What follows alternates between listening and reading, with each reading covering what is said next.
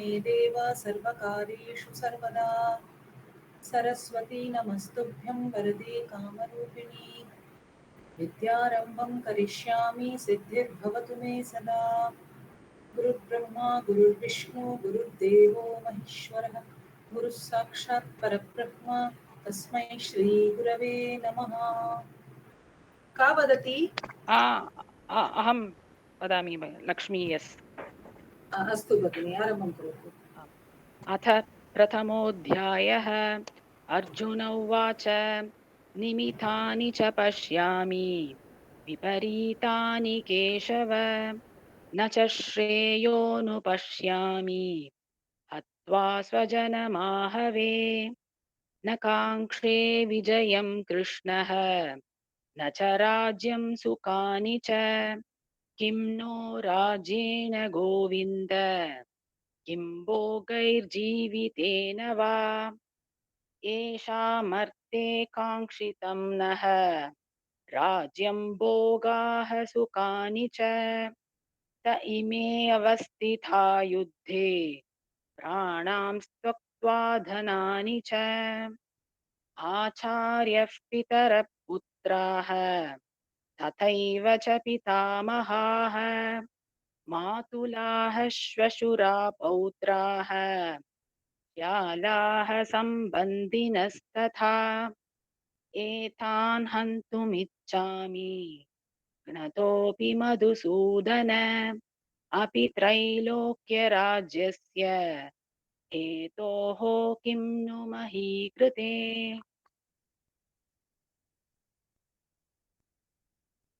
Up to 35 only, no Bhagini? उत्तमम् उक्तवती भगिनी, किन्तु पञ्चत्रिंशत्तमे श्लोके एतान् हन्तुम् इच्छामि, अत्र एतान् हन्तुम् इच्छामि इत्युक्ते अर्थः एव भिन्नः भवति खलु। एतान् न हन्तुम् इच्छामि इति ओके भगिनी, एतान् न हन्तुम् इच्छामि। Okay I made that mistake. Thank you very much Bhagini. आरम्भं कुर्मः।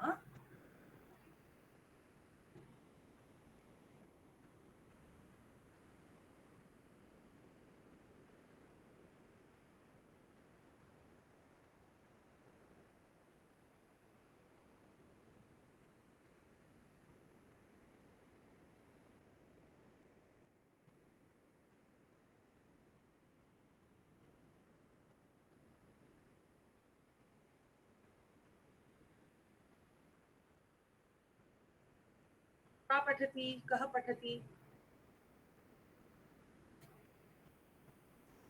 अहं पठामि।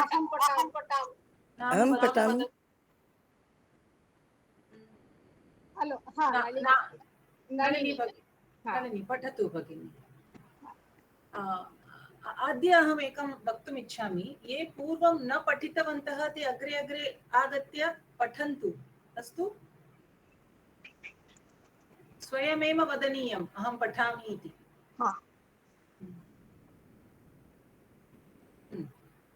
तस्य सञ्जनयन् हर्षम् कुरुवृद्धः पितामहः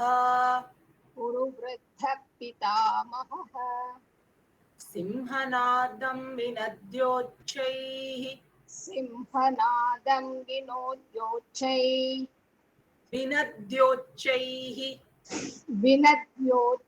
दद्मौ प्रतापवान्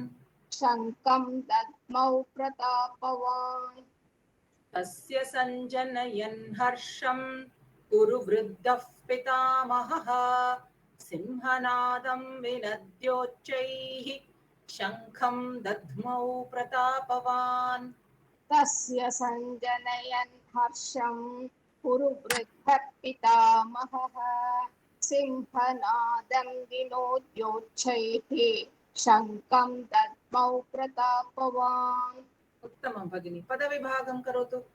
पदविभागः तस्य सञ्जनयन् हर्षं कुरुवृद्धः पितामहः सिंहनादं विनद्य उच्चैः शङ्खं दद्मौ प्रतापवान्। सन्धिः विनद्य अधिकम् उच्चैः विनद्योच्चैः गुणसन्धिः सिंहनादम् अधिकं विनद्य सिंहनादं विनद्य अनुस्वारसन्धिः एकनिमिषम् अत्र अन्यत् किमपि नास्ति खलु नास्ति अत्र इतोपि एकः अस्ति किन्तु पाठ्यक्रमे आम् अनुस्वार शङ्कं हर्षं कुरु वृद्धः तत्र अस्ति सिंहनादं विनद्य अस्ति शङ्खं दद्मो तत्रापि अस्ति सर्वे अपि अनुस्वारसन्धिः इतोपि एकम् अस्ति कुरु वृद्धः पितामहः तत्र विसर्गस्य उपध्मानीयः इति वदामः तत्र अफ् इति वयं वदामः खलु उच्चारणे तदपि एकः सन्धिः एव किन्तु अत्र पाठ्यक्रमे नास्ति इति कारणेन अहं न वदामि कुरु वृद्धः पितामहः तत्रापि सन्धिः अस्ति तस्य सन्धेः नाम अस्ति विसर्गस्य उपध्मानीयः इति यदा पकारः आगच्छति तदा उपध्मानीयः यदा ककारः आगच्छति तदा विसर्गस्य उपध्मानीयः उपध्मानीयः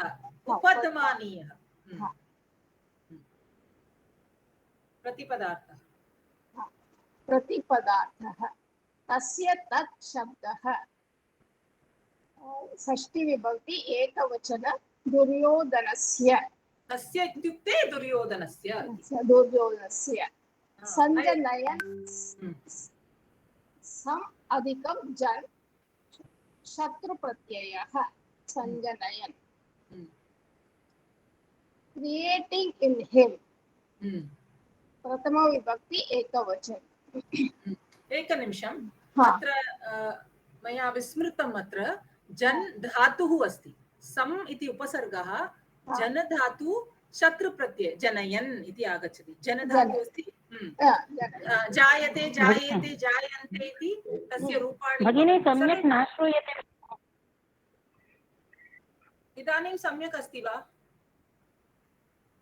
अस्ति भगिनी सम्यक् आगच्छति चेत् न श्रूयते सम्यक् नास्ति वा ध्वनिः सम्यक् अस्ति इदानीं सम्यक् अस्ति भगिनी अस्तु तर्हि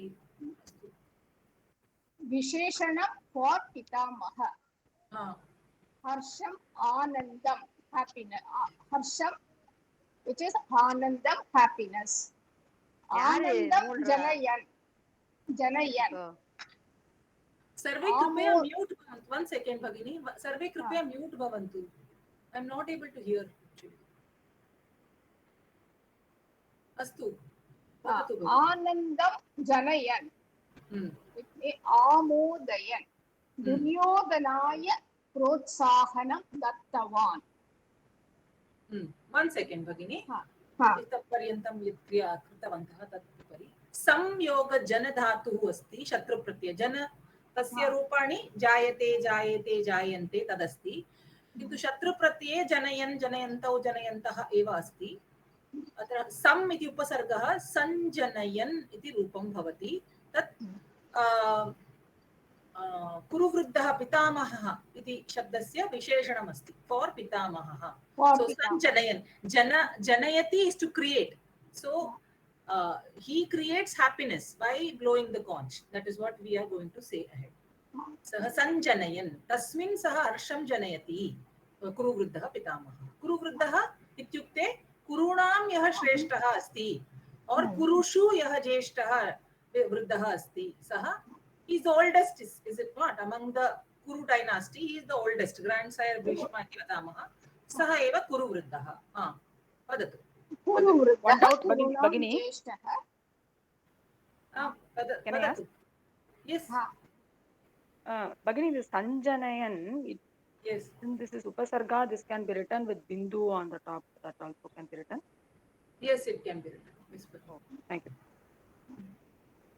The oldest among the Kurus, Pitamahah, Bhishmah, grandsire, Simhanadam Simhah, Iva Garjitavan, sound of a lion.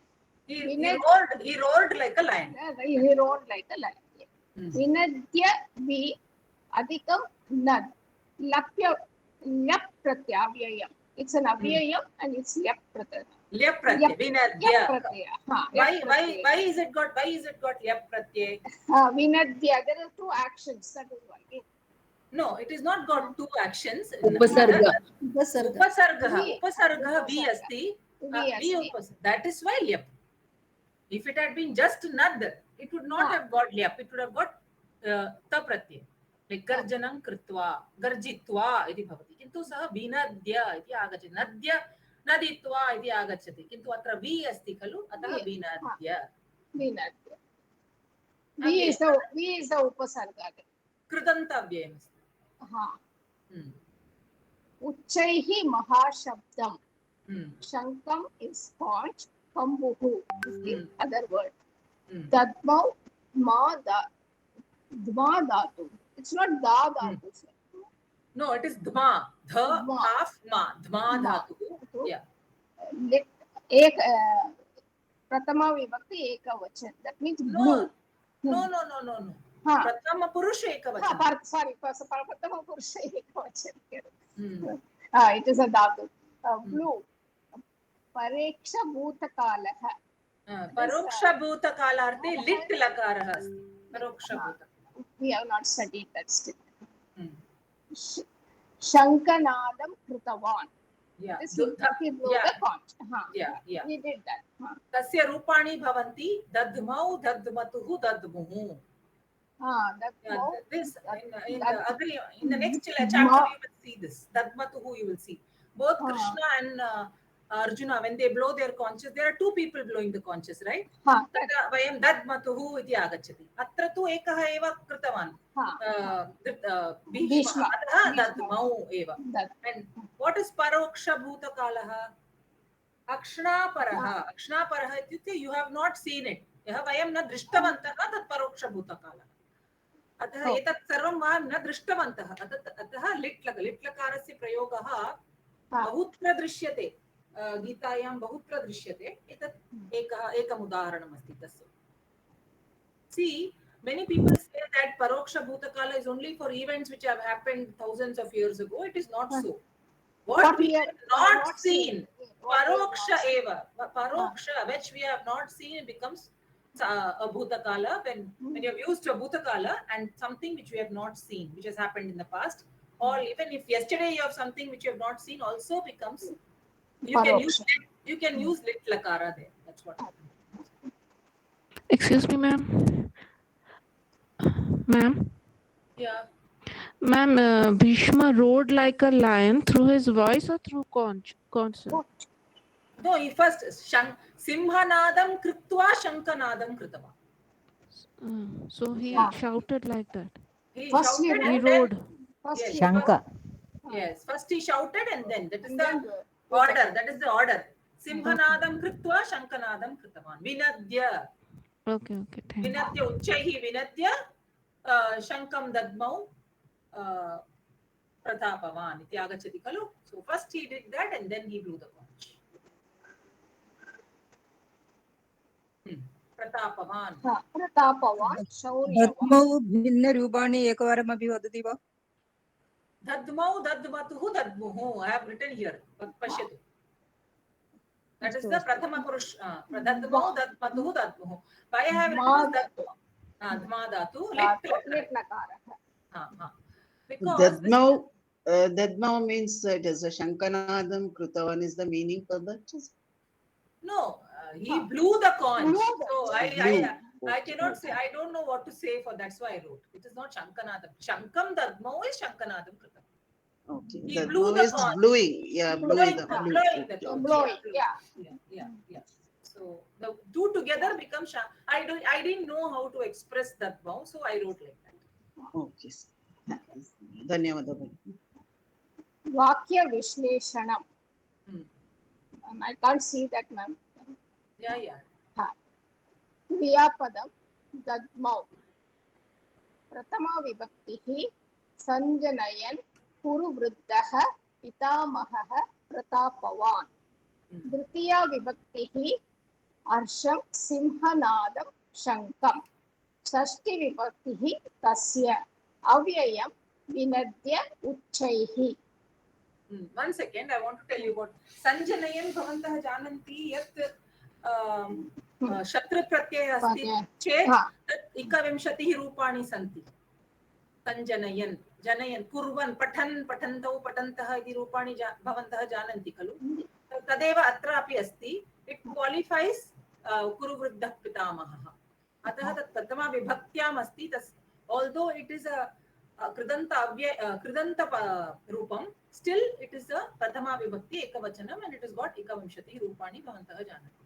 प्रतापवान् अपि it is a tadhita, so that I will not get into it right now. So that has also got ekavimshati rupani. So it is all qualifying pitamaha. Saha kidrishaha, saha kuruvruddhaha. Kuru kule saha vruddhaha asit. Saha then he created the happiness by shouting. Then he is a pratapavan, he is a shauryavan. So all these are visheshanams to pitamaha. The Sanjanayan is what is meaning of Sanjanayan? Creating in him. Janayati. What is Janayati? It's creation, right? Creation. Yes. Jayate is to be born, right? So yes. That is the Jana Dhatu is that. But when it comes to the Shatru Pratyay, it is added to the original Dhatu, which is Jana Dhatu. That is why it gets the Rupam Janayan. Okay. अन्वय रचना कः दद्मौ पितामहः भीष्मः कीदृश पितामहः कुरुवृद्धः पुनः कीदृशः प्रतापवान् शौर्यवान् कं दद्मौ शङ्खं कम्बुः किं कुर्वन् दद्मौ सञ्जनयन् कं सञ्जनयन् हर्षं सञ्जनयन् आनन्दं जनयन् कस्य हर्षं तस्य दुर्योधनस्य किं कृत्वा दद्मौ विनद्य किं विनद्य सिंहनादं कथं दद्मौ उच्चैः. Here why have I used कृत्वा? किमर्थम् अत्र मया कृत्वा इति लिखितं भवति वदतु भगिनि. किं कृत्वा? कृत्वा विनद्य विभेद का प्रत्यय तवतु प्रत्यय तवतु प्रत्यय लेपन्तं. No, not tavatu, tva pratyay. Tva lyap. Yeah. Tva pratyay asti chet, lyap pratyay asti chet, krutva iti prashnah asmabhiः karaniyah.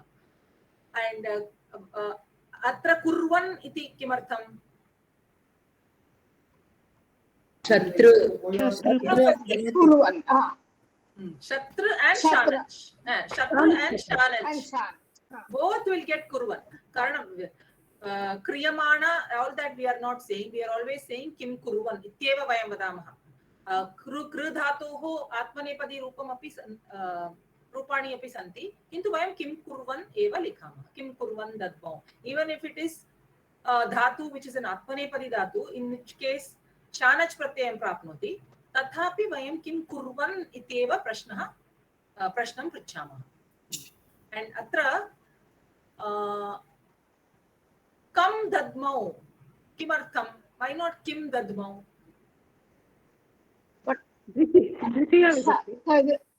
शङ्कः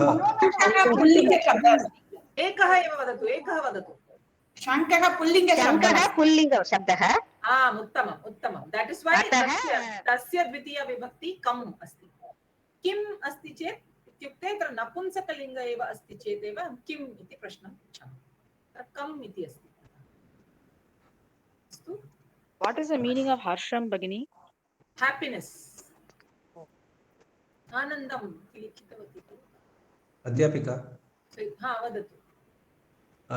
किं कृत्वा दद्मौ विनद्य किमर्थं? Blowing the conch. No, he blew the conch. आम् विनद्य. Blue. शङ्ख विनद्य. Vinadya is roar. Nadam is what? Nadam is making a sound. Vinadya is to roar.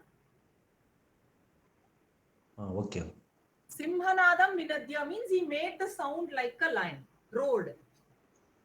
Dadmau is to blow, not vinadya is not to blow. Dadmau is blow. So does vinadya means making a sound and roared is garjanam? Roar is garjanam, but to correlate both simhanadam vinadya asti khalu, so roar like a lion. Loudly. Yeah. Bhagini, Vinadya is lyap, right? What is the verb there? What? Vinadya is lyap pratyaya, right? Vinadya. Yeah, lyap pratyaya. Nad dhatu. Nad. Okay. Dhanyavada, Bhagini. महोदय दद्मौ अस्ति तत्र उच्चैः is the kriya visheshan. Yes, it is a kriya visheshan, but see, there is no special word, like either you have a namapadam, kriya padam or avyayam, right? Yes. So I did not specifically write it as kriya visheshanam. You can choose to do that. Then Uchchaihi, mandam, sarvam kriya visheshanam eva. For kriya visheshan, we question kidrushi. No, katham. Okay. Kriya visheshanam is always katham. Okay. Katham chalati, katham garjati, katham vadati. Okay. So uchchaihi, mandam, nichaihi, all these are kriya visheshanam. So you can ask only katham. How? How did he roar? How did he make a noise? Like that. Okay. Dhanyavad. Bhagini, in this shloka, the final action is blowing dadmau. So it is the main kriya padam, right, Bhagini? Yeah. Yes. In Parichaya, you have written it as subordinate kriya padam and all that. But Vinadya is not a kriya padam, right? So there is a action there, but it is strictly not a kriya padam. Okay. You have been, that is what you have been taught in Parichaya, but you stick to this format. Okay.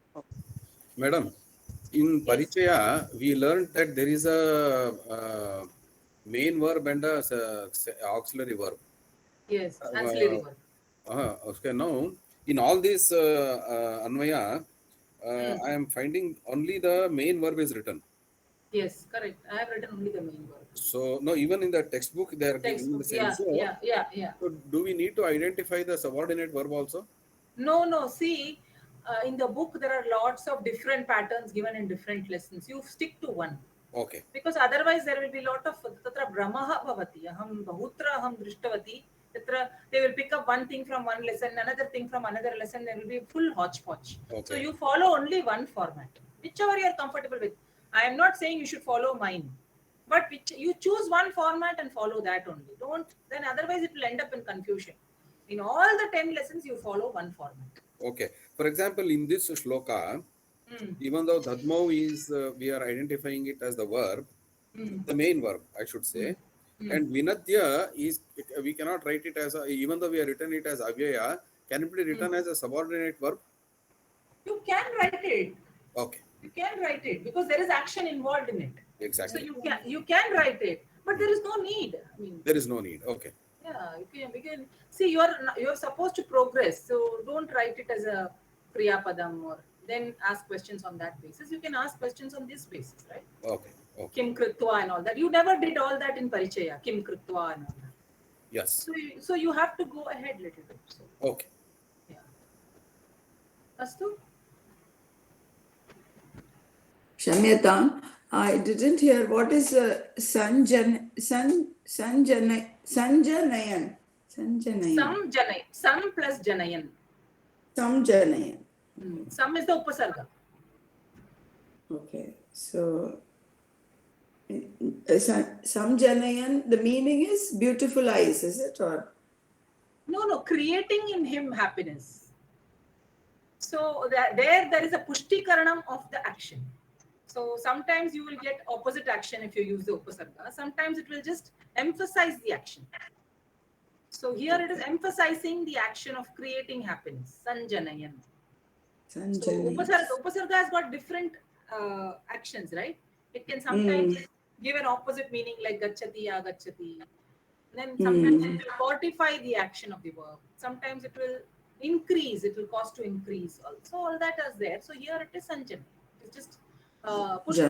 Yeah, it is janayan, increasing the. Janayan is the main word. Okay. Janayan is the main. Jana yoga shatrapati. धन्यवादः. अस्तु अग्रे पठतु भगिनी. अन्वयः प्रतापवान् कुरुवृद्धः पितामहः तस्य हर्षं सञ्जनयन् उच्चैः सिंहनादं विनद्य शङ्खम् उच्चैः दद्मौ. See, in 2 places we have written uchchaihi. Atra kimartham likitam evam uchchaihi. It could be the uchchaihi, you can either add uchchaihi simhanadam vinadya or uchchaihi shankam dadmau. So you have the liberty atrapi स्थापयितुं शक्नुवन्ति, अत्रापि उच्चैः शङ्खं दद्मौ अपि भवितुम् अर्हति, उच्चैः सिंहनादं विनद्य अपि भवितुम् अर्हति.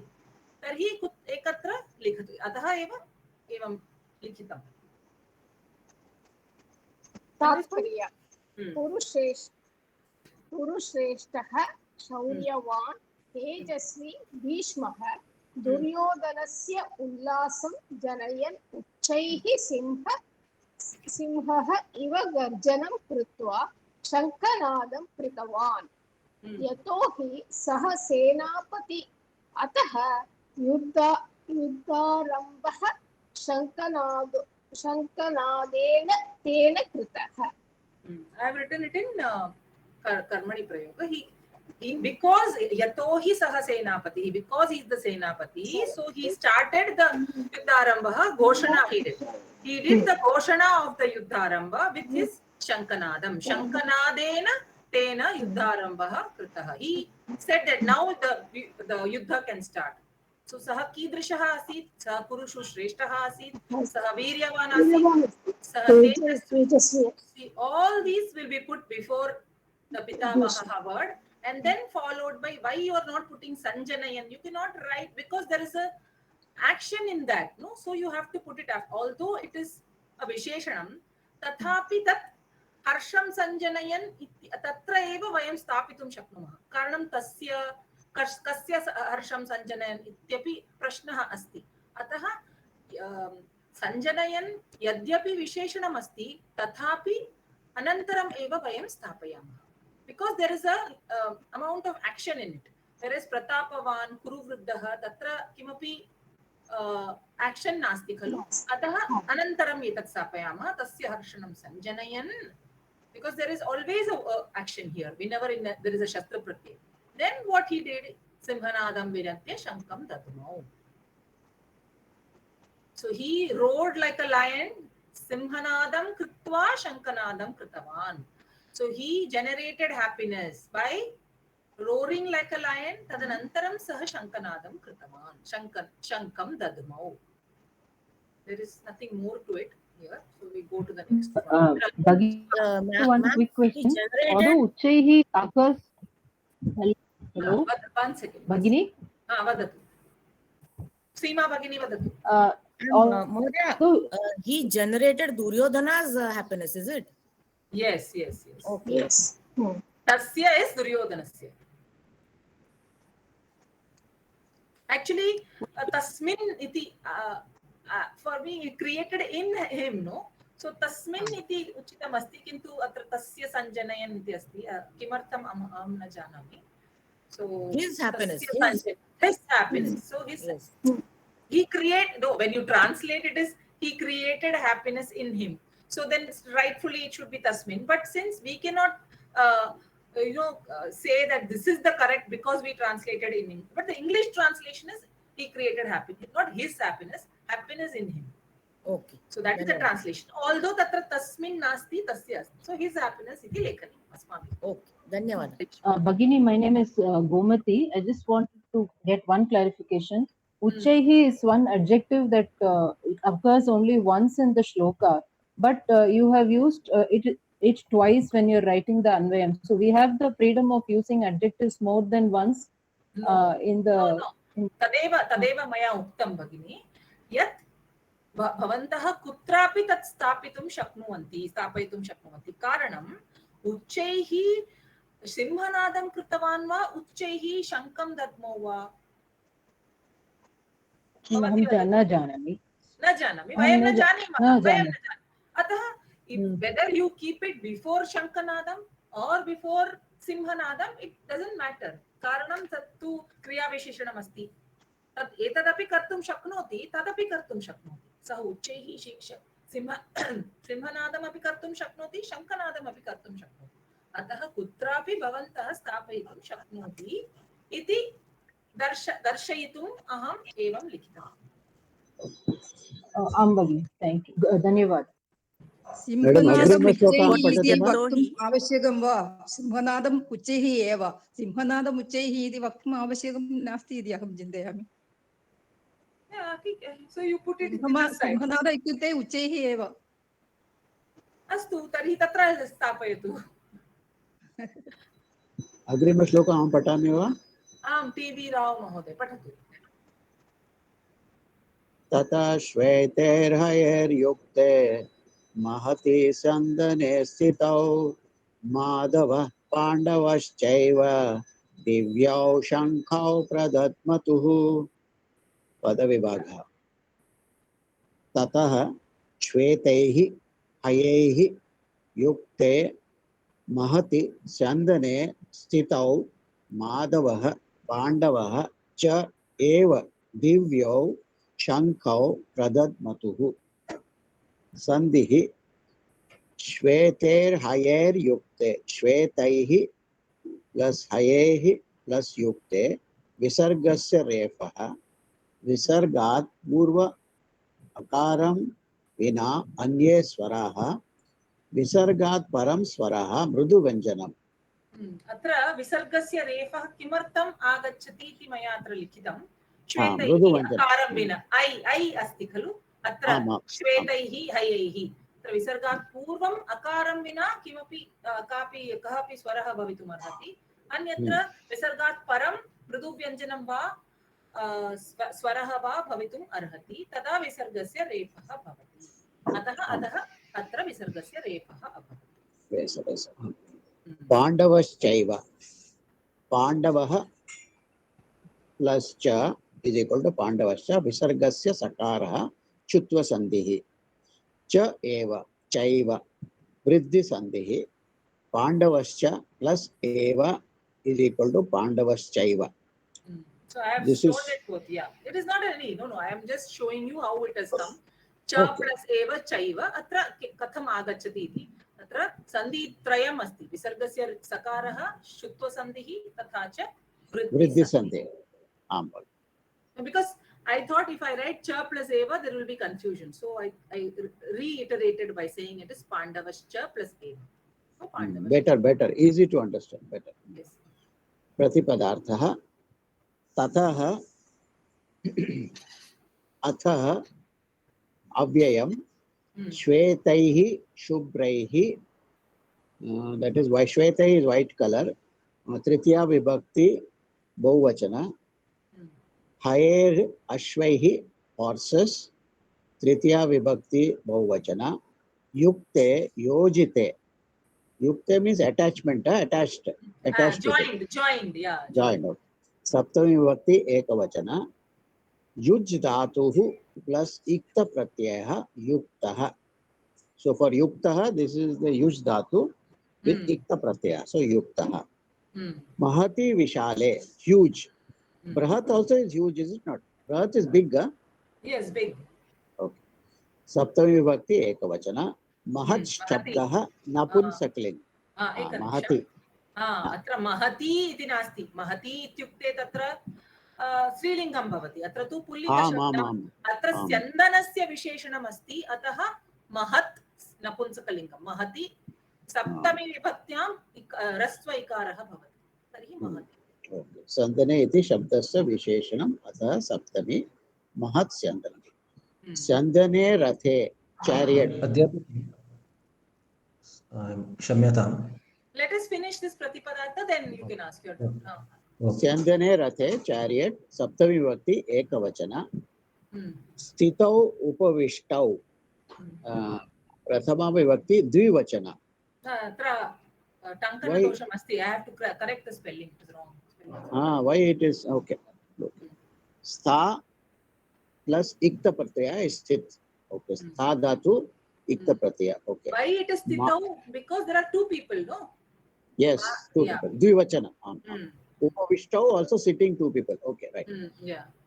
So Madhavah Bhagwan Shri Krishna, Pandavah Arjuna. So Pandava means Arjuna. Yeah. Madhava means Shri Krishna. Okay. Eva Tathacha Divyo Devikau. So Divyo means divine. Yeah. Tritiya Vibhakti Dvivachana. So two divine people. Two divine conscious. Two divine conscious. Divyau Shankau. Divine conscious. So Divyau iti Shankau iti padasya visheshanam. Okay. Shankau Kambhu. So there are two names for two. Correct? Or Kambhu is the name of the Shankha? Yeah. No. Kambuhu means Shankha. Kambhu means Kambuhu Kambavaha. द्विवचने लिखितमस्ति कम्बु. Okay. द्वितीया विभक्ति द्विवचने. ऋषिकेशस्य पाञ्चजन्यं धनञ्जयस्य देवदत्तः प्रदद्मतुः शङ्खनादं कृतवन्तौ मा धातुः लिट् भूतकालार्थे. So प्रथमा विभक्ति द्विवचन. No, प्रथम पुरुष. Sorry. प्रथम पुरुष द्विवचन. Sorry. पूर्वं वयं दृष्टवन्तः खलु दद्मुः दद्मतुः. We have seen that. We have same thing. अत्र दद्मतुः किमर्थं द्विवचने अस्ति? Because there are two people with two conches. So दिव्यौ शङ्कौ प्रदद्मतुः. So simultaneously they are blowing the conch. They both blew the conches. And अत्र नाम अपि दत्तमस्ति पाञ्चजन्यम्. अग्रिमे श्लोके अस्ति किन्तु तत् पाठ्यक्रमे नास्ति. ऋषिकेशस्य पाञ्चजन्यं देवदत्तं धनञ्जयस्य. धनञ्जयः कः? अर्जुनः. Yes, Dhananjaya is Arjuna's name. Mahabaho, all the names are Arjuna's. Okay. Yeah. Somebody wanted to ask some questions? Yeah, please. Who's the one? They can ask. Somebody was asking. Let them ask. Yeah. Just Mahat Shabdah Pullinga Takaranta Pullinga Asti. Asti. Napumsakalinga. No, there are all the three. Mahat is there in Napunsakalingam also and Strilingam, Pullingam also. When it is Mahat in Pullingam, it becomes Mahan. When in Napunsakalingam, it becomes Mahat, Mahati, Mahanti. Correct. In Pullingam, it becomes Mahan, Mahantau, Mahantah. So atra tu syandanam asti khalu. Syandanam Napunsakalinga shabdah asti. अतः तस्य विशेषणमपि नपुंसकलिङ्गे यल्लिङ्गं यद्वचनं या च विभक्तिः विशेष्यस्य तल्लिङ्गं तद्वचनं सा च विभक्तिः विशेषणस्यापि सर्वदा तत् स्मरन्तु. अतः when you write, although mahat pratipadikam is there in pullinga, you should still write mahati iti rupam pullinge api asti napunsakalinge api asti saptami vibhaktyam, kintu it is now qualifying syandanam. अतः नपुंसकलिंग इत्येव लेखनीयम् अस्माभिः. वयं जानीमः खलु स्यन्दनं नपुंसकलिङ्गः अस्ति. अतः तस्य विशेषणमपि नपुंसकलिङ्गे सप्तमी विभक्ति एकवचनं. यद्यपि सप्तमी विभक्ति एकवचनं द्वयस्य अपि समानमेव, पुल्लिङ्गस्य अपि नपुंसकलिङ्गस्य. Correct. Both are same. Correct. धन्यवादः. वाक्य विश्लेषणं क्रियापदं प्रदद्मतुः प्रथमा विभक्ति स्थितौ माधवः पाण्डवः, द्वितीया विभक्ति दिव्यौ शङ्खौ, तृतीया विभक्ति श्वेतैः रहै. You will pronounce it as? Wrong. Again cut and paste problem. I just shwetaihi and I split it. Sorry. I'm wondering how to pronounce that. Okay, now, sorry. Divyau shankau kimartam dvitiya vibhakti vadatu mahoday. Dvitau is dvivachana, we said. No, dvitiya vibhakti kimartam.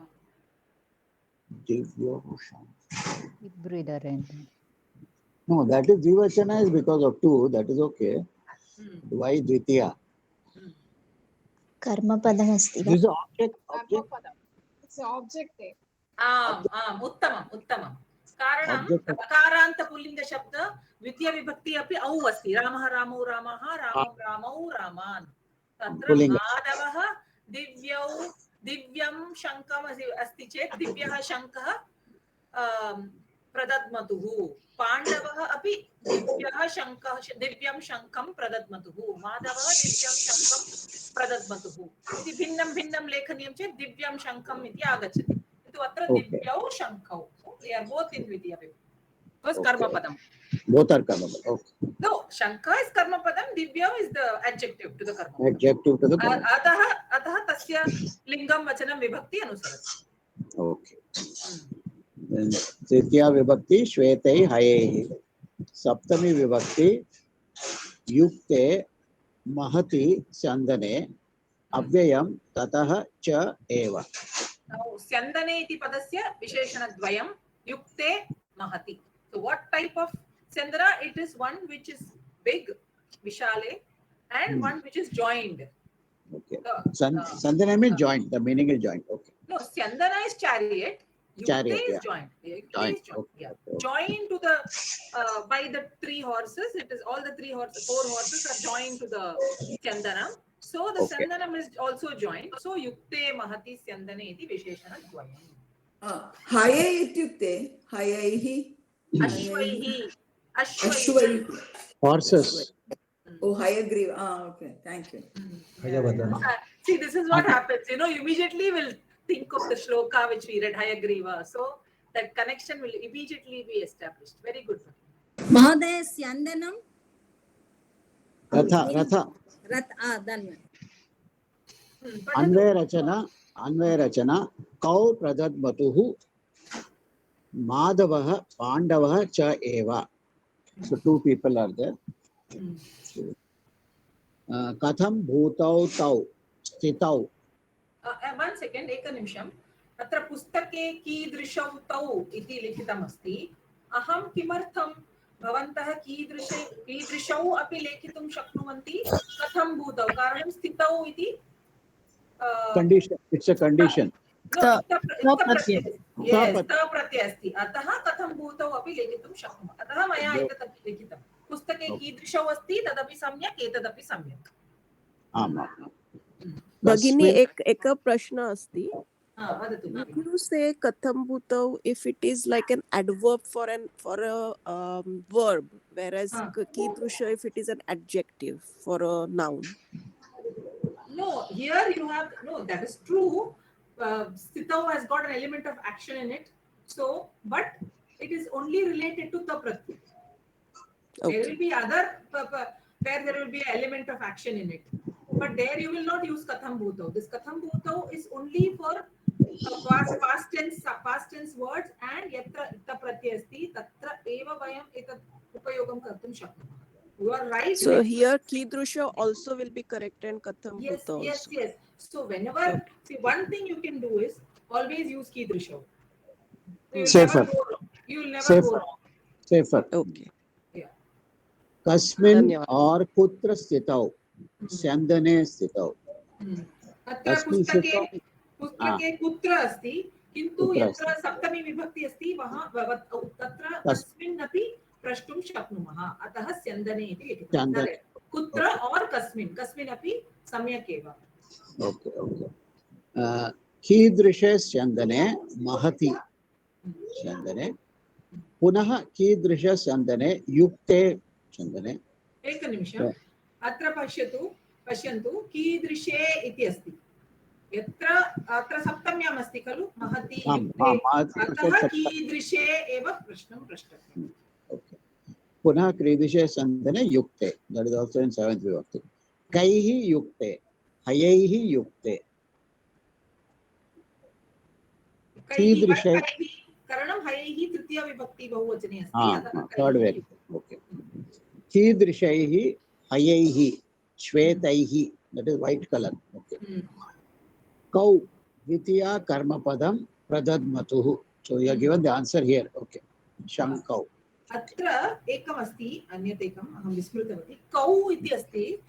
तत्र वयं first we ask the question of karta, kau pradadmatuhu, tatra madavah pandavaschaiva iti agachati, then stitau tasya visheshanam, tasya tasmat anantaram api vayam kau pradadmatuhu iti lekhitum shaknumaha. I have put the karma padam at the end, but or if you put it after the karta, it will be good. So we can ask puna kau pradadmatuhu, we can write that again there also. Kau pradadmatu, now look kau pradadmatuhu madavaha pandavaha chaiva katham bhutau or kidrishau tau stitau, then kutra or kasmin stit. Now before kutra or kasmin stitau you can write who blew the conches, Madava and Pandava, and what they blew the shankau. So you write kau. Then now you have one more questions coming up. Kidrishau yeah, kidrishau shankau, divyau shankau. Okay, then we have kada pradadmatuhu tataha. Then, so that is the first word of the shloka. Pratamaha patamam padam asti shlokasya tat ante vayam likhamah. Karanam tatra saptam kutra iti samayasya asti. Atah kada iti vayam ante pruchhamah. Kada evam bhavati. Okay. Anvayah tatha shvetay. Madam, just a small doubt. When we do this Anvaya Rachana, yes,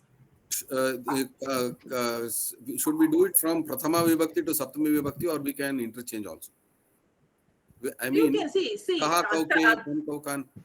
Yeah, that is the ideal way of doing it. Okay. But what happens, for example, in the previous shloka you had kaha pradadmatuhu, tarhi kuru vruddha pitamaha pradadmatuhu. Then you had kim kurvan, then you had sanjayan. Then immediately from prathama you had to jump to shashti. Okay. So because there is a word which qualifies in whom he generated that happiness, you had to put that shashti there. So you try to stick to kahatoke kam kaukan kena kabhyam, but yatra kutra shashti vibhakti agachati. Shashti is always never linked to the verb. Tat janantu. Yes. Tat karakam nasti khalu. Yeah, other karakams are there, karta, karma, karana, sampradana, apadaniti. Kintu shashti, everywhere it will be either linked to the karma padam or the kartru padam. So there you have to put it where it is to be put. So tatra asmakam freedom nasti tatra. So you have to put it where it belongs. Nochet atra tu kau pradadmatuhu tasmat anantaram vayam kau shankau kau pradadmatuhu iti api prashtum shaknumah. Although the cow in the first question belongs to the karta and cow in the second question belongs to the karma pada. Yes. Okay, so this I'll have to add it. What that cow means? The cow means prathama vibhakti. Here the cow means vidya vibhakti. That aham atra स्थापयामि.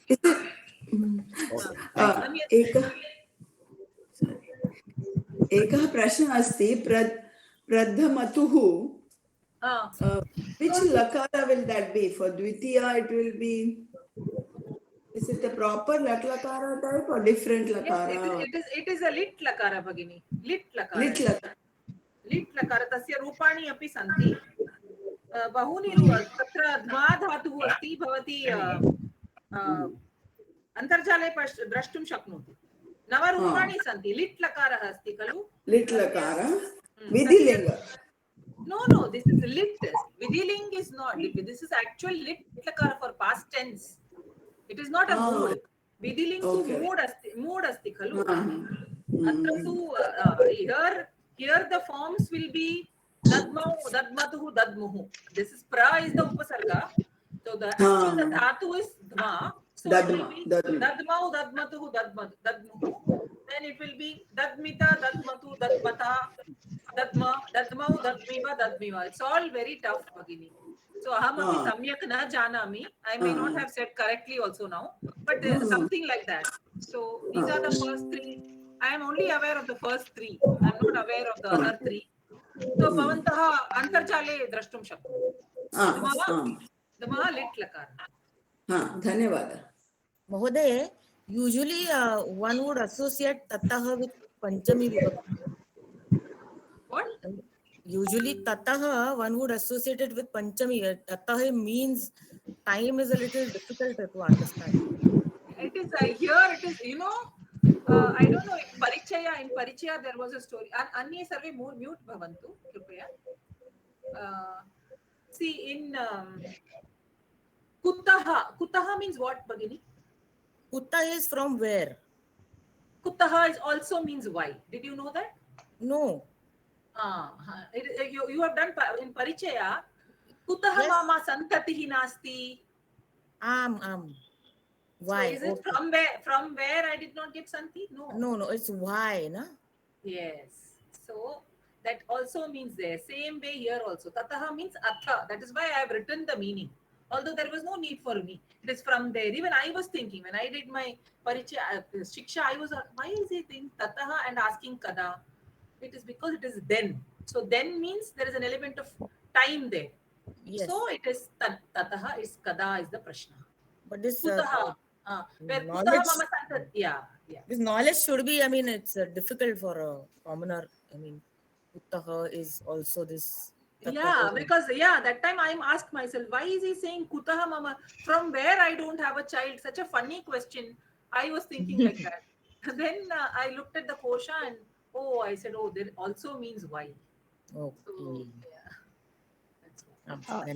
So, Madam, also probably there is a rule. We cannot say tatrataha or atrataha. We need to say tataha or itaha. Yeah, it is a tadhita avyayam. Tatra plus taha only gives that tadhita avyayam. But it has got many meanings. Tataha is also from there. From there, right. But it does not mean kada. Kada is, you will feel it is wrong. But it has got several meanings. What is the meaning of itaha, madam? Yutaha. Itaha. She told itaha, tataha, itaha. From here. Itaha is there. I don't know Yutaha. I have not heard of Yutaha. No, itaha. Itaha. Itaha is from here. From here. Thank you. So these are all. Here tataha is then. Meaning of tataha here is then, Bhagini? Or here then? tataha is done. Then. Then, right? No? Atha. Prathamo dhyayaha. You know that atha? Yeah. That same meaning it is conveyed here. Then. Okay. Then this is what happened. First he did the Shankanadam. Kuru Vriddha Pitamaha. Tadanantaram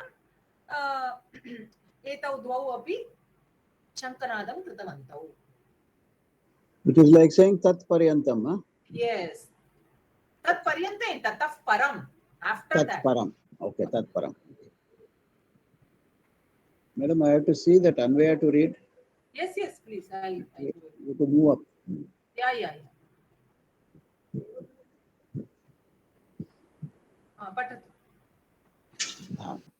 तथा श्वेतै हयै युक्तै महति स्यन्दने स्थितौ माधवः पाण्डवः च एव दिव्यौ शङ्खौ प्रदद्मतुः.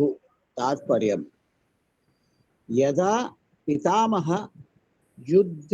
युद्धघोषणां कर्तुं शङ्खनादं कृतवान् तदा श्रीकृष्णः अर्जुनः उभौ अपि धवलैः अश्वैः युक्ते. This is Vishole. Sorry, Vishale. Vishale, na? Vishale rate उपविश्य तयोः दिव्यौ शङ्खौ. Krishnasya Panchajanyam, Arjunasya Devadatta. These are the two Shankas, correct? Adhamtam. What is it? Adhamtam. Adhamatam. Adhamatam. That is a dma dhatu, but I wrote in the past tense. Just Adhamatam. to make you familiar with these things I am using, you don't have to write. You can write the same verb. Or Shankanadam Kritavan Ityeva Likhantu. Parikshayam. My objective, Mama Laksham Kim Asti. Bhavantah Itopi Shabdanam Parichayam Prapnuvanti. Iti Karanataham Etat Sarvam Likham. You don't have to write this. You can write it very easily like Divyau Shankau Shankanadam Kritavantau. Ityeva Parikshayam Likhantu. Adhamatam Etat Sarvam Na Avashyakam. Kintu Bhavantah Janantu. Etadapi Asti. Okay. Dhanyavad. So here How Madhava, here the karta, and before the karta you have the adjectives of the karta. Madhavaha, both it is jointly belonging to Madhavaha and Pandavaha. Stitau, then Syandane, Mahati, Yukte. So kutra stitau iti prashnaha agachati. So it has to be thrown before. Then Kidrishe, Syandane, Mahati, Yukte, then Kayahi. That is how all are going before the Prathama Vibhakti. Because this stitau is there, you have to relate it with the Syandana, and you have to relate Syandana with Hayahi, Shvetaihi. So all this is coming before the. Then what did they do? Divyau Shankau Pradatmatu. So invariably, Kimasti Kriyapadat Purvam Eva Kriya Karma Padam Agachati. That most of the time it will be like that. Kriyapadat Purvam Karma Padam. And Tasmat Purvam Tasya Visheshanam. Shankau iti padasya Visheshanam Divyau. Ataha Tasmat Purvam Divyau. Karta. Kartuhu Purvam Tasya Visheshanam. And then any related words. So this gets, Sitau is related to Syandanam, and Syandanam is related to Hayehi, so it's all get thrown before. Astu? Atra kimapi nasti. What is the meaning of Syandana? Ratha. Syandane. Ratha. Ratha. Syandanam is a paryaya padam for Ratha. Ratha is in Pullinga Shabda, and Syandanam is in Napunsakalinga Shabda. Atra kimapi nasti tatparyam किमपि नास्ति सः शङ्खनादं कृतवान् एतौ द्वौ अपि शङ्खनादं कृतवन्तौ अत्र मया लिखितं पाञ्चजन्यम् इति कृष्णस्य शङ्खः and देवदत्तः इति अर्जुनस्य शङ्खः केवलं कुत्र स्थितौ ते कृतवन्तौ यत्र अश्वाः ते चत्वारः अश्वाः सन्ति खलु धवलाः अश्वाः white horses श्वेताः अश्वाः तेषु एतत् रथं युक्तः अस्ति युक्तम् अस्ति अतः तस्मिन् रथे उपविश्य तौ द्वौ शङ्खौ प्रदद्मौ अयनं रथम् इति अर्थमस्ति वा अयनम् अयनेषु च सर्वेषु no one more thing I want to clarify that as well I have made the correction yesterday कापि भगिनी उक्तवती यत् अयनम् इति Ratham Nasti, she is right. Whoever it is, thank you, Bhagini. That is why I went back and checked again where I made the mistake. Atratu divisions iti asti. I have made the correction in the PDF. Tari Shamyatam Sarvebhya. That is divisions in the army. Bhavantaha tatra eva stitva Bhishmasya Rakshanam Abhirakshanam Kurvantu. Tatra Prathama which one wait? अहं पृष्टवती उमा किमर्थं पृष्टवती इत्युक्ते दक्षिणायनम् उत्तरायणं मम मनसि आगच्छति तत्र उत्तमः प्रश्नः भवती पृष्टवती तेन कारणेन एव मया दृष्टम् एंड करेक्शन अपि कृतं थैंक यू वेरी मच क्षम्यतां सर्वेभ्यः अध्यापिका भगिनी एकवारम् अपि वदति वा अयनं विषये that is which shloka भगिनी अयन can you One second. Shloka number 10, I think. 10. Ayaneshu cha sarveshu yatha bhagam avastitaha bhishmamevabhirakshantu. That shloka.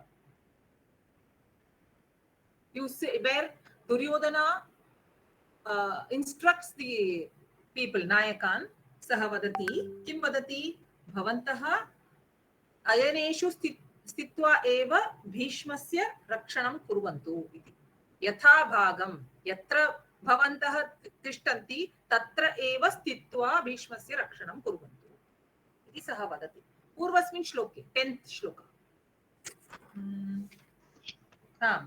10th श्लोक अस्मिन् एव पाठे अस्ति 92 पेज नंबर अध्यापिका अयनेषु meaning what is the meaning margeshu is not exactly here. It is a war, it's a Yuddha Kshetram, no? So it is a division. It is a path. It is not a marga, strictly speaking. It is a path. A division in the army. Katham lekhaniyam iti bhavantah eva vadantu. Aham samyak na janami. Aham chintayitva samyak likhitva preshya. भिन्न भिन्न भागे भागे iti yatha bhagam tatra asti. Tari tateva vayam stapayamah. Bhinna bhage. Ma'am, in the Gita Sopanam, they have given the meaning Vyuhanam Dwareshu. Formation, Mahodaya. The meaning of Ayaneshu they have given Vyuhanam Dwareshu. Vyuhanam Dwareshu. Vyuha tu formation asti. Yeah. Sainyasya vyuha. Sainyasya In vyuha. the Vyuha is formation. formation. Vyuha is formation, but Vyuhanam Dwara is it? Yes, In the Dwareshu. formation. The entry point of the Vyuha. The entry point. Okay, Entry okay. point. Bhinna bhinna entry point. Okay अस्तु तदहं स्थापयामि धन्यवादः तदेव अहं स्थापयामि entry point to the formation इति अहं लिखित्वा स्थापयामि धन्यवादः राखी भगिनी Thank you. Or in the strategic points. In the strategic points. ओ एवं वा Have to. They are the gates within the formation. Within the formation, there are various gates from which you have got to come out. So it's like gates. Yeah, come out or come in maybe because Abhimanyu knew to get in but he didn't know to get out. Okay. Yeah, exactly. Okay, the main entry or exit point, whatever it is. Yeah. अस्तु तर्हि धन्यवादः सर्वेभ्यः अग्रिम धन्यवादः भगिनी शङ्का अस्ति वा कापि अग्रे गच्छामः तर्हि One second, Bhagini. This in the book it is given as Kutra Stitau Yandane. That is here. Kutra Stitau means where they have the horses, white horses are placed. It is not Kutra Stitau is Kutra Pandavaha plus Madavaha. Kutra Stitau. Where were they sitting? Okay. Chandane So they are sitting in the Rataha. So Kutra Stitau or Kasmin Stitau Dvayamapi Samyak Asti Atah Maya. You can write Kutra. No problem. अस्तु तर्हि अग्रे गच्छामः का पठति Madam, you have stopped sharing. Yeah, I have stopped sharing. I will I need to do some rectification in my Laukika Nyaya. Somebody should read the Laukika Nyaya and I will read from the textbook. Laukika Nyaya page May I number read, madam? May I read? Yes, please. Yes, Gomati Bhagini. Patatu. Page number, madam? Page number is 98. Pishta Peshana Nyayah. Pishtam is floor. Peshanam is pounding, grains. Grain is pounded to obtain flour. But no one would try to pound the flour. When somebody says the same thing over and over again, this maxim is cited to say that it's like pounding flour. Okay, it says there in Tamil also, right? Archamava archikar. So I think it's there. Yeah, I knew that, but yeah, it is. We say that many times, especially when old people they keep on saying the past. Hey, Vruddha, this quality is there. They all live in the past, so they keep on talking of what happened. They'll keep on saying the same thing again and again. So, yeah. Pishta Peshanam. Idanim Sanskritena vadami. Pishtam ityukte kim? Pishtam ityukte floor. Peshanam ityukte the act of making it into a floor, which is pounding. So, kasya peshanam bhavati? Dhanyanam peshanam bhavati. To get flour, you actually pound the grains. So, dhanyanam peshanam bhavati. So, peshanasya paschat kim bhavati? Peshanam yada vayam kurmaha, tada vayam pishtam prapnumaha. We get the flour. Kintu pishtasya peshanam bhavati va? Na bhavati, khalu? Itopi floor, you cannot keep on pounding the floor and get something new. Pishtam eva bhavati. Tat itopi anyat kimapi na bhavati. Dhanyanam peshanam bhavati tat pishtam vayam nirmanam kurmaha. Kintu pishtasya itopi churnikaranam na kurmaha. Vayam itopi peshanam na bhavati. It will remain as floor.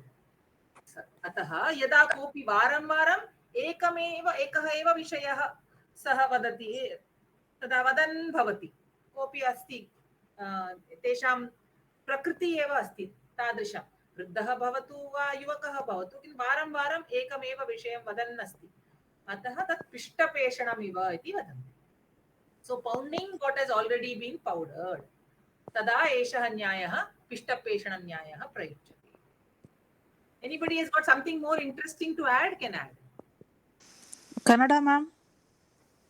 Yes, the next one you read in Kannada. In this, anything new to be added? In Malayalam charvida charvanam iti vadati. Once chewed again and again chewing. Okay, yeah. In Marathi they say श्वेया कडीला ऊत आणणे म्हणजे कढी when you boil it, it starts boiling over once, and then again you don't boil it. That is, it is not good.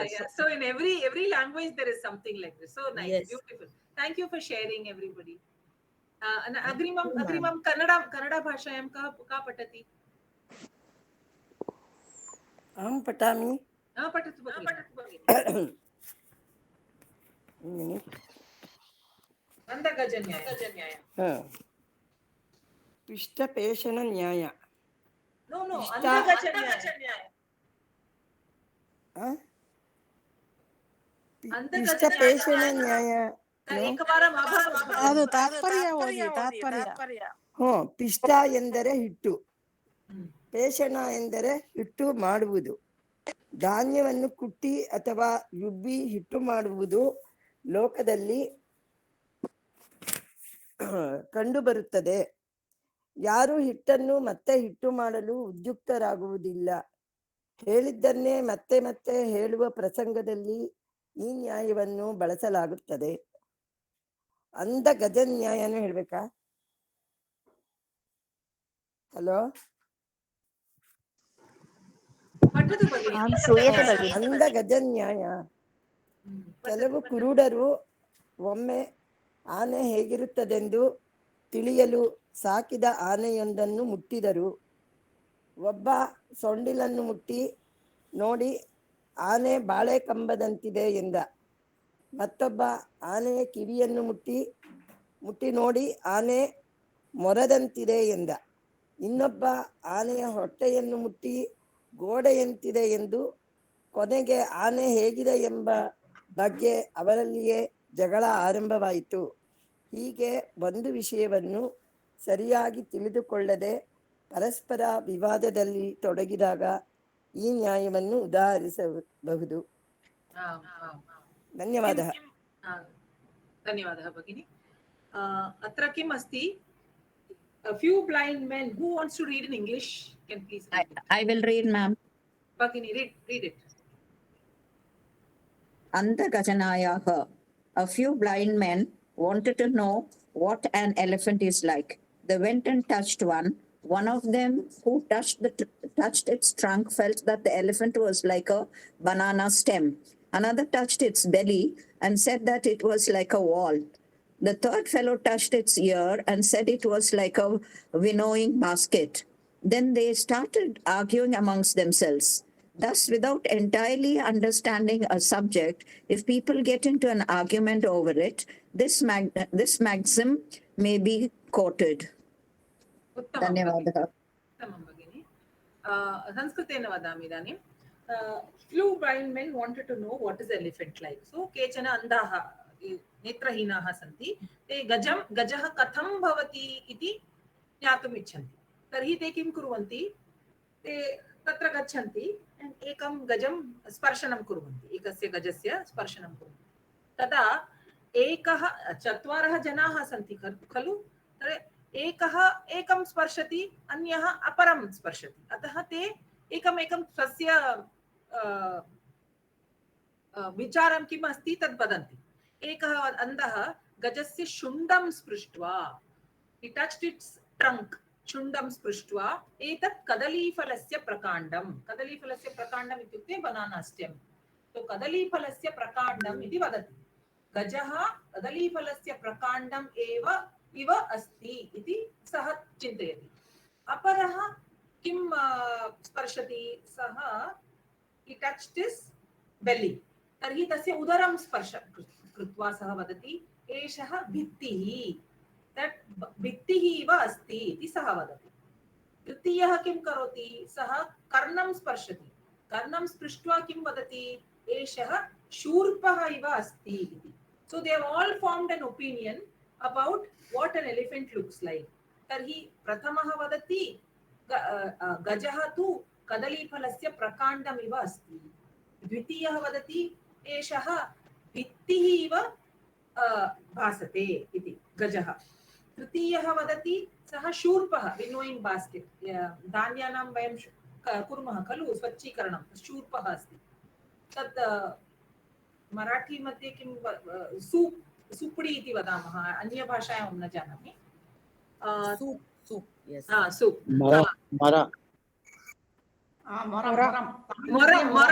Tamil मध्ये मोरं वदन्ति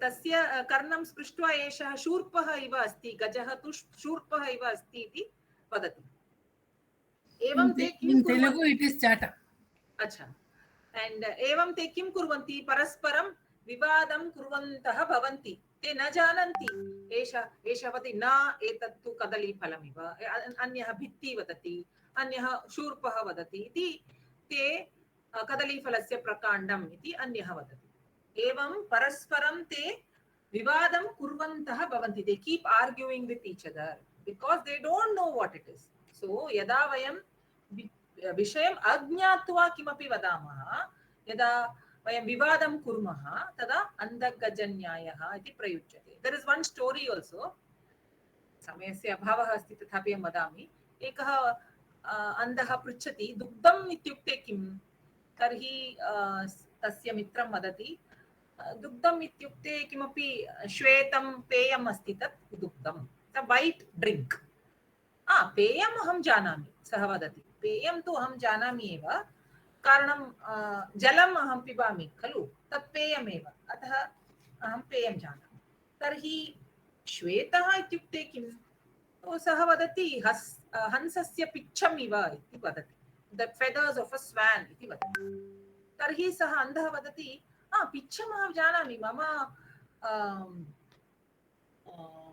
पिच्छम् अस्ति अहं तु जानामि एव पिच्छस्य विषये मम शिरस्त्राणे अस्ति शिरस्त्राणे पिच्छम् अस्ति मतलब in his cap he has got a feather so he knows so मम शिरस्त्राणे अस्ति पिच्छम् अतः अहं जानामि इदानीं हंसस्य विषये वदतु इति वदति तो सः वदति सः चिन्तयति तस्य मित्रम् अहं किं वदामि हंसं किं सः वदति तस्य ग्रीवा वक्रा अस्ति ग्रीवा his neck is crooked the हंसस्य neck is crooked ग्रीवा crooked अस्ति इति so वक्रम् इत्युक्ते किम् इति सः पृच्छति तदा तस्य मित्रम् इतोपि चिन्तयति वदति अहं दर्शयामि so what he does he takes that blind man's hand tasya hastameva saha vakram karoti he just turns his hand like that at the wrist so he touches his own hand and said that it is crooked oh evam va etad asti va vakram idanim aham samyak avagatavan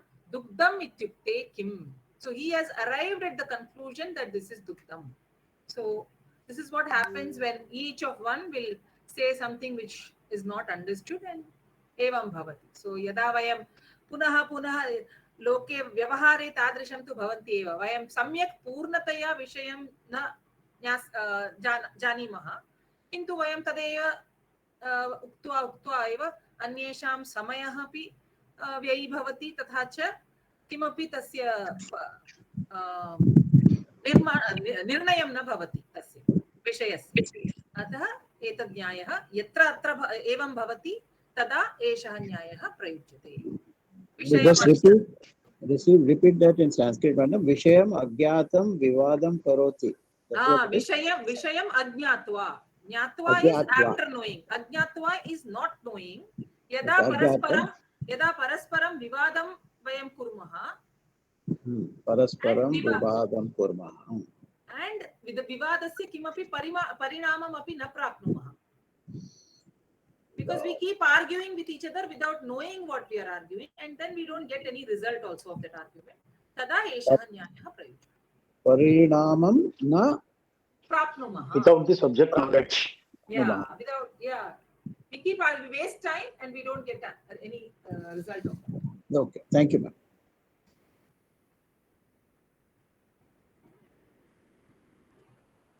Kapi shanka asti va? न madam अग्रे गच्छामः अहं सम्यक् लिखित्वा गणे स्थापयामि अस्तु भवती उत्तम उदाहरणम् अपि दत्तवती धन्यवादः भवती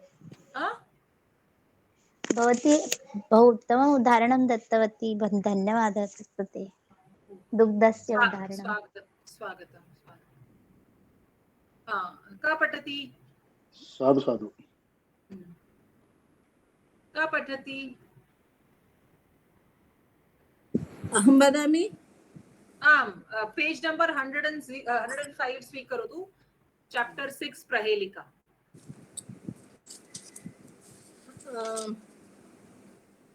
आं महोदय पूजायां किं पदं प्रोक्तं किं वा पुरुषवाचकं पूजायाः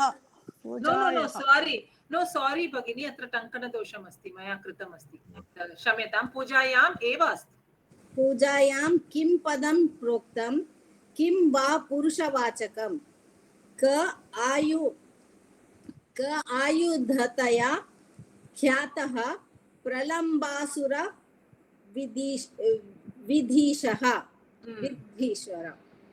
पूजायां किं पदं प्रोक्तं किं वा पुरुषवाचकं कः आयुधतया ख्यातः प्रलम्बासुर विद्विषः इति कः इति विसर्गस्य लोपः अभवत् तत्रापि नियमाः वर्तन्ते विसर्गात् पूर्वम् अकारः तस्मात् परं च स्वरः सन्ति चेत् विसर्गस्य लोपः भवति अकारं विना अन्ये स्वराः सन्ति चेत् विसर्गस्य लोपः भवति अत्र तदेव नियमः कः आयुधतया ख्यातः प्रलम्बासुर विद्विषः वयम् इदानीं वयं डिसेक्शन् कुर्मः एस् यूजुवल् पूजायां किं पदं प्रोक्तं तत्र सु इति उपसर्गः अस्ति तदपि उपसर्गः अस्ति चेत् अपि तत् पदमेव सु इति उत्तरं प्राप्तं शोभनम् इति अर्थेन आगच्छति अत्र फॉर एग्जांपल सुभाषितं तस्य अर्थः अस्ति शोभनं भाषितम् अतः सु इति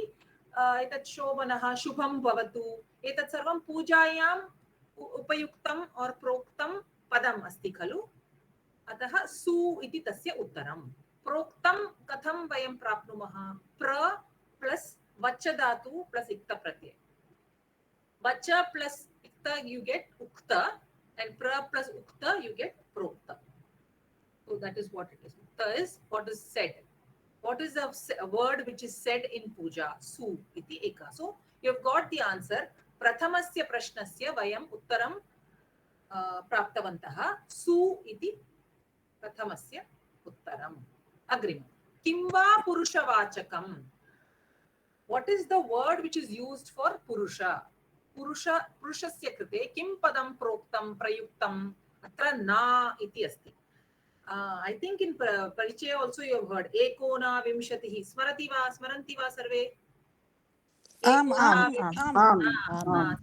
तत्र ना इति नृ इति प्रातिपदिकं न नरौ नरः इति तस्य रूपाणि चलन्ति नरः इति नर इति शब्दस्य प्रथमा विभक्ति एकवचनम् अस्ति किन्तु नृ इति यत्र प्रातिपदिकम् अस्ति तत्र न नरौ नरः इति सो नरः बहुवचनमपि भवितुम् अर्हति एकवचनमपि भवितुम् अर्हति नृपतिः वयं बहुवारं दृष्टवन्तः खलु नृपतिः सो that विग्रहवाक्यं would be what is नृपतिः नृणां पतिः when it is narapatihi it is naranam patihi here is nrupatihi is nrinam patihi so na iti tasya prathama vibhakti ekavachana so kim va purushavachakam which is the word used for purushah na so you have got atra uttaradvayam vayam praptavantah su na now agre kaha ayudhataya khyatah pralambasura vidvishah now kaha ayudhataya khyatah who is well known with by his weapon kah sah balaramaha his ayudha was the plow the halam is his ayudham that paryaya padam is siraha so there are two questions for one answer atra siraha iti asti what is his ayudham is siraha but for balarama they have given two questions one question is kaha ayudhataya khyatah who was famous for his weapon so the answer is balarama pralambasura vidvishah who is the enemy of pralambasura so the answer for both is Balarama. Who is famous for his weapon and who is the enemy of Pralambasura? Dvayasya prashnasya api ekameva uttaram. That is Balaramaha. Tasya ayudham kim? Halam. Halam iti padasya paryaya padam kim? Siraha. So now trayasya prashnasya uttaram bhavati su na siraha. So who is known by the weapon and is the enemy of Pralambasura is the last line. Kaha ayudataya khyataha tatha cha kaha Pralambasuraस्य vidvishaha. Vidvishaha ityukte shatruhu. Kaha saha Balarama. So now you got Balarama as the answer and his ayudam is halam and halasya paryaya padam siraha. Tarhi sunasiraha iti vayam uttaram prapmah. Sunasirah ityukte sarvani uttarani militva ekam padam. Tat padam kim? Sunasirah. Now sunasirah ityukte kim? Sunasirah. Bhavati patatu bhagini etat patatu. सर्वाणि उत्तराणि मिलित्वा एकं पदं प्राप्ते तत् पदं किं? सुना अधिकं न अधिकं सीरः. सुनासीरः. इन्द्रः. इन्द्रस्य अपरं नाम नाम शोभनः नासीरः यस्य सुनासीरः. One second, stop. Now I have explained what is sunasirah. Now you have a word nasirah. So su is used for the word shobana. So shobhanam bhashitam subhashitam tadrishameva atrapi. Now sujanaha api asti. Shobanaha janaha sujanaha. So shobanaha nasirah yasya nasirah shobanaha asti saha sunasirah. Sushtu api ekah arthah anyatha ekam artham asti. Sushtu. So shobanaha nasirah yasya saha sunasirah. Indrasya aparam nama. Nasira ityukte kim? Tasya artham asti agragamini sainyam yasya saha. Agragamini sainyam yasya saha ityukte tasya sainyam agragami asti. Agragamini sena agragami sainyam. Agragami iti padam sainyam iti padasya visheshanam asti. So agragami sainyam. So it is a sena which is or a sainyam which is moving forward. Agragami is always taking the lead. Now agragami dadrishasya sainyasya kaha senapatihi? Indraha. Saha agre chalati. Saha nasiraha. Agragami sainyasya saha senapatihi adhipatihi asti. Ataha saha kaha कीदृशं सैन्यम् अस्ति यत् सर्वदा अग्रगामी अस्ति तत् सैन्यम् अस्ति इन्द्रस्य सैन्यं. तस्य सैन्यस्य सः सर्वदा अग्रे चलति. किमर्थं चलति? सः सेनापतिः. सो सैन्यस्य अग्रे इन्द्रः चलति इत्युक्ते देवानां सेनायाः अधिपतिः अस्ति. पठतु भगिनी पुनरेकवारं नासीरः. तत् नासीरः अर्थः अग्रगामी सैन्यं यस्य सः सैन्यस्य अग्रे इन्द्रः चलति इत्युक्ते देवानां सेनायाः अधिपतिः. So by combining त्रयस्य प्रश्नस्य उत्तरं प्राप्य वयं तत् योजयित्वा वयं इन्द्रस्य पर्यायपदं सुनासीरः इति वयं प्रहेलिकायाः अर्थं प्राप्नुमः. भगिनी एकं शङ्का अस्ति. एका शङ्का अस्ति. देवसेनाधिपतिः कार्तिकेयः खलु? That was only for he was not always the senapati. He was not always. He was not always the senapati.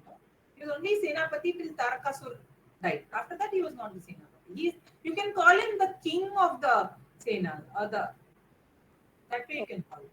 He was not. He was only till Tarakasur died. He was the commander of the Devas army. After that, he was sent by Shiva to down south. Okay. Look after the. So his Lakshyam was limited to killing of Tarakasur. Then Balabhadra Mahadaya. Vadatu Bhagini? Balabhadra then? न जानामि भगिनी. बाणभद्रां न श्रुतवती भगिनी. अन्य कोऽपि जानन्ति चेत् वदतु. Madam, what is the samasa? Agragamin senyam yasya saha. No, Samasa. yeah. No. अग्रगामी सैन्यः, that is the नासीरः इति शब्दस्य अर्थः अस्ति. Sena which is always moving ahead, अग्रगामी अस्ति. Because you wrote yasya saha, I thought it's a samasa. Okay. No, I am, yeah, it looks like a samasas vigraha vakyam, but the vigraha vakyam will normally have the words of the samasta padam. So that is why I am not. Nasira is the meaning of this. A person whose army is always moving forward. Moving forward. Okay. Nasira is always army which is always moving forward. Okay. Yeah. Agragami Sainya or Agragamini Sena. Bhagini, is it not? But in this Bhagini, one, we have arrived as Suna, Siraha, Indra. There is no question pertaining to this. Yeah, तदेव मया अपि चिन्तितं कि किमर्थम् इन्द्रस्य विषये किमपि अत्र उक्तं नास्ति, and it is not there in Sanskritam at all. But now, what is the meaning of su, na, sir? You are not arriving at the word. You are not arriving at the answer to who is Balarama. You are only. Probably there should be one more question relating to Indra, right, Bhagini? Yes. But atra nasti. So in Angla Bhashayam atra likhitam asti, answer of all the three questions in a single word. Evam vayam sunasiraha iti padam praptamah. Because see, if you write su, then you write na, then you write sira, and chaturtah prashnaha eva nasti atra. Kim kartavyam? Tari trayam api prashnaha santi. तत् योजयित्वा एकं प्रश्नम् अस्माभिः एव मनसि स्थापनीयम्. एतत् कः भवतु? तर्हि सुनासीरः इति. सुनासीरः कः? इन्द्रस्य पर्यायपदम्. अतः तत् वयं लिखामः. So I just told you why he is called Sunasira, because he is the head, walking ahead of his army. And why is Balarama called the enemy of Pralambasura? Because he killed Pralambasura. He, you know the story, right?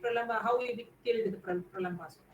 So, सः तस्य वधं कृतवान्. एकवारं सः वृन्दावनं प्रति वने आगतवान्, वनम् आगतवान् सः प्रलम्बासुरः.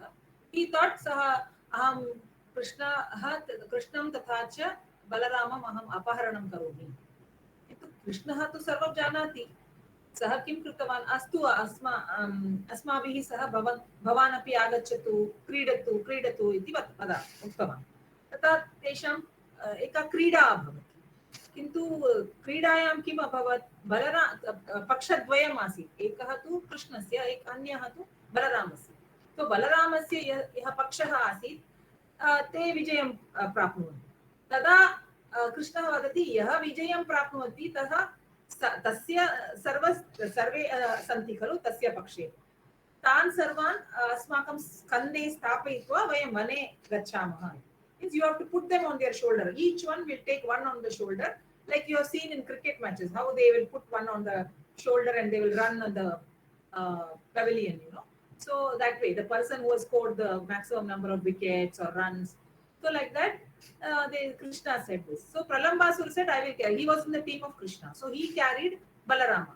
So his intention was to take him elsewhere and kill him. Sah kim anyatra Balaramam nayati. Sah kim karoti idanim. Balaramah tu बहु स्थूलः आसीत्. तर्हि यदा सः स्कन्धे स्थापितवान् सः उक्तवान् एषः तु बहु स्थूलः अस्ति, अहं तत् नेतुं न शक्नोमि स्कन्धस्य उपरि. तदहं किं करोमि? I will come to my original form. सः असुरः आसीत्. सः तस्य बालवेषं निष्कास्य तस्य असुरवेषमेव असुरं रूपेण सः आगच्छति. So he now expands like a big asura. He keeps on expanding. Now Balarama is in his own world. He is happy, enjoying his victory. Suddenly he feels, what is all this? It's expanding everywhere. Sah kim karoti? Sah tu balavan asit. Sah ekameva mushti praharanam karoti. Tasya shirasi. He punches him with his wrist with his punch. He gives a punch with his fist on his head. Tvaraya saha maranam prapnati. Immediately he dies. So that is why he is called as the Shatru of Pralambasura. So that is how Pralambasura dies. With just one mushti praharanam he dies. So that is why Balarama is called as the enemy of Pralambasura. Astu kapi shanka asti chet pruchatu no chet स्थगयामः. Na adu प्रतिपादिकं न अस्ति विभक्ति किम् अस्ति प्रथमं द्वितीय ना नरौ नरः ना इति प्रातिपदिकं नास्ति महोदय नृ इति प्रातिपदिकम् अस्ति यथा पितृ इति प्रातिपदिकस्य पिता इति अस्ति मातृ माता तादृशमेव नृ ना इति प्रथमं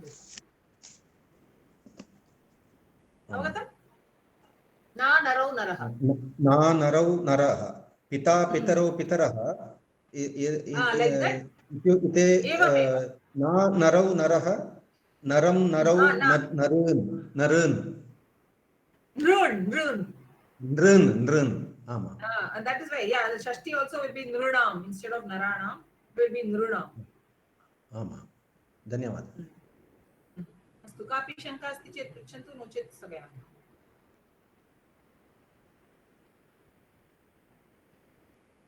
किमपि नास्ति माता अस्तु तर्हि स्थगयामः अहं शान्तिमन्त्रं वदामि सर्वे भवन्तु सुखिनः सर्वे सन्तु निरामयाः सर्वे भद्राणि पश्यन्तु मा कश्चित् दुःखभाग् भवेत् ॐ शान्ति शान्ति शान्तिः अग्रिम रविवासरे व्याकरणवर्गः अस्ति अहं न आगमिष्यामि पुनः वयं 15 दिनाङ्के धन्यवादः महोदय धन्यवादः भगिनी धन्यवादः स्वागतम् धन्यवादः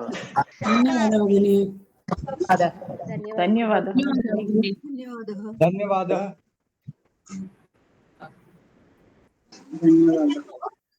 धन्यवादः राधिका भगिनी गतवती वा धन्यवादः अस्तु माता धन्यवादः धन्यवादः धन्यवादः भगिनी